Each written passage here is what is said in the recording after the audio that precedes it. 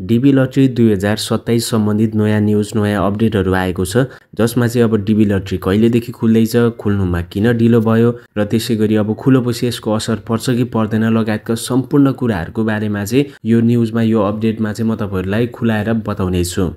जस्तै यो न्युज चाहिँ तपाईले travel.state.gov मा गएर आफैले पनि गएर us.visa न्युजमा गएर तपाईले हेर्न सक्नुहुनेछ।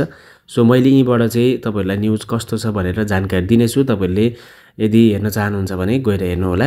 यहाँनिर इंग्लिशमा लेखेको छ, मैले सबै पढिसके के भनेको छ त म तपाईहरुलाई अब सरसती जानकारी दिनेछु। यहाँनिर लेखिएको छ डिबी लटरी प्रोग्राममा चाहिँ अब केही चेन्जेसहरु आएको छ, त्यसलाई नै इम्प्लिमेन्ट गर्दाखेरि चाहिँ ढिलो भएको भनेर चाहिँ यहाँनिर जानकारी दिएको छ। र के चेन्जेस आएको थियो त मैले यो भन्दा अगाडि पनि भनिसकेको थिएँ। चेन्जेस भनेको त्यही $1 को नियम हो। $1 चाहिन्छ फर्म भर्नको लागि, $1 तिर्नुपर्ने हुन्छ, जुन चाहिँ रिफन्ड हुँदैन। तपाईहरुलाई परे पनि नपरे पनि त्यो चाहिँ फर्म बापत चाहिँ पेमेन्ट गरेको पैसा हो। र त्यो नियम र अरु केही थप नियमहरु पनि आउने वाला छ।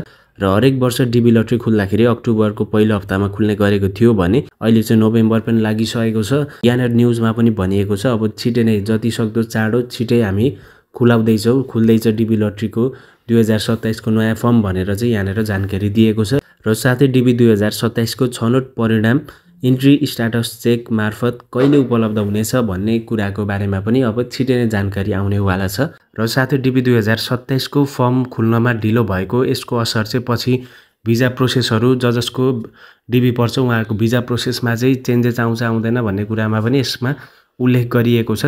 डिबी 2027 मा चयन भएका व्यक्तिहरुको भिसा आवेदन अवधिमा कुनै असर पार्ने छैन भनेर चाहिँ यहाँनिर बताएको छ। र भिसा आवेदन अवधि भनेको पहिला जस्तै 2026 अक्टोबर 1 देखि लिएर 2027 सेप्टेम्बर 30 सम्मको हुनेछ।